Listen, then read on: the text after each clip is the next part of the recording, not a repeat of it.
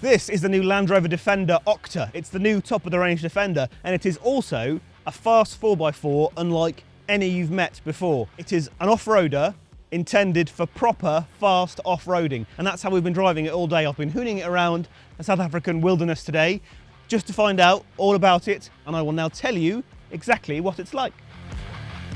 You may be wondering what the hell an octa is, right? So it refers to the octahedral eight-faced shape of a diamond, obviously because they're very lovely and appealing but also tough, like a Defender. So yes, the new top of the range performance tuned Defender is an octa. So second thing you need to know, well, isn't there already a Defender V8? Yes, well observed, there is. So you can still get a Defender 90 with the old 5-litre AJ supercharged V8 engine. This Defender Octa is available as a 110 only, and it uses the 4.4-litre twin-turbo V8 that we've already seen in the Range Rover Sport SV that they buy in from BMW, and it's got 627 horsepower and a little under 600 pounds-foot of torque. Doesn't have any other plug-in hybrid tech that BMW is currently using for the M5, but it still makes this car pretty pokey. So it'll do 62 miles an hour from rest in 4 seconds flat. It'll do something close to 160 miles an hour maximum speed, depending on which tyres you have it on. It's a pretty fast car, not the fastest car of its kind, but obviously it's a Defender, so it's meant for off-roading like this, as well as fun on the road. So you can have all-terrain tyres on it. It's the first factory Land Rover they have ever made that comes with all-terrain tyres from the factory rather than as a dealer option. And they really have thrown the kitchen sink at the axle hardware. So it's got the 6D interlinked hydraulics from the Range Rover Sport SVR, junked the anti-roll bars, and they put these Porsche interlinked dampers on, and they actively prevent the car from rolling and pitching and soften off so that it's got lots of wheel travel when it needs it off-road like this. It's got all that power and torque. It's got wider wishbones and new uprights and completely different axles front and rear to the standard Defender. So it's a very, very special piece of kit intended for use genuinely going fast down gravel tracks, over sand dunes, across, muddy forests, that sort of thing. Fun pretty much anywhere on the planet that you might like to have it. Thing number 3, doesn't that all sound rather expensive? Yeah, it is. This car is currently available now at the year of its launch as a first edition with this sort of chopped carbon fibre trim and a few of the nice choice curated bits of specification, and it'll cost you a little over £160,000. A bog basic one, when they become available, will be £143,000, I think, which is, all the money, I guess. Range Rover money by anybody's stretch.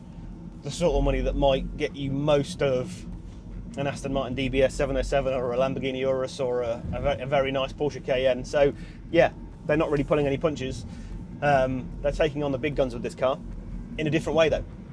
We've been driving it pretty much all day, mostly off-road. Well, I say off-road, on loose surfaces, mud, gravel, sand, rocks, away from the tarmac really, just to get into how much extra capability they've added for this car a regular Defender wouldn't have. Remember, a regular Defender is a very capable car already, so extending that envelope, it's asking a lot, isn't it? But I think they've managed to do it.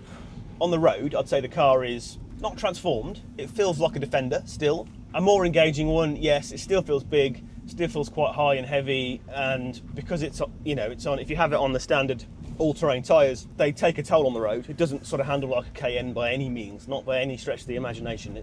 It's compromised because of that tyre. So they want to make a statement about what this car is intended for, and that's fine. It is fun on the road. It's got all the performance it needs. It wouldn't really live with a much more road-focused, biased competitor like a Cayenne, like an Urus, like a Aston Martin DBS 707, X707, right? So what you have to do is find roads like this, tracks like this, loose surfaces, to really find out what this car is all about. And when you do, it sort of feels quite familiar at first. All the modes, all the operating, modus operandi, it's all the same. It's all very familiar. There is a new button here on the steering wheel.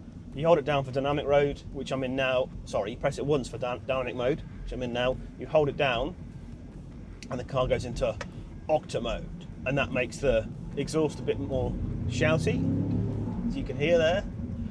It changes the torque distribution. It gives you up to 80% torque at the rear. Changes the calibration of the hydraulic suspension. Changes the calibration of the traction control, stability control. Generally makes it primed for fast off-road driving. And it does that much more competently, I think, than a regular Defender would. You can just drive this car harder off-road, you can hit bumps harder, you could do more with it in more confidence, I think, and it would take more punishment than a regular Defender just because it's sort of got the technology to do it.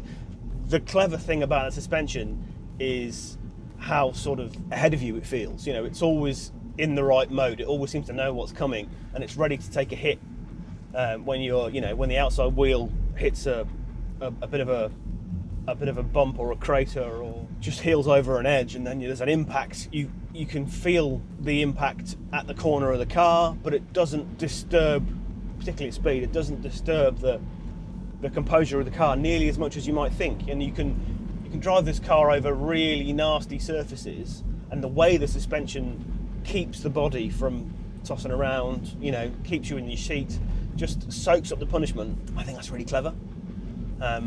It doesn't feel like one of those really expensively damped, long travel kind of rally cars. You know, it hasn't got that rallycross feel where the suspension feels like it's just sponging every single bump off the road, and the wheels are moving about madly and independently, and the body's absolutely level. It's not quite like that because it doesn't seem to have that much travel, but it's always sort of ready for what it's about to do. It's really clever in how it's configured and all of the versatility it's got with its various modes. I guess for me, the natural rivals for it aren't really similar fast 4x4s, you know, similar big SUVs like it. It's not really a competitor for an X5M or a Cayenne or it's not, it's much more, I guess they'd sell it against a G63 probably pretty closely, but it's probably even more specialized and capable than that car, and I would put it up against cars like the Ford Ranger Raptor and an aerial Nomad. You know, it's got that sort of character, that sort of off-road ability, that sort of focus on off-road driver appeal. It's quite a rare thing. You don't find even cars like this zeroing in on fun off the road quite as squarely. So it'll be interesting to see when we can finally have a go in one in the UK. Should be fairly soon. Maybe we will stick it up against a car like that in the right place and just see how much fun it can be. It's a shame that UK isn't more like South Africa and there aren't just dirt tracks like this around every corner.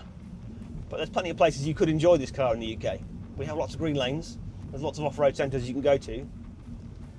So, more later. We will tell you more when we can. In the meantime, thanks for watching, thanks for liking and subscribing. See you soon.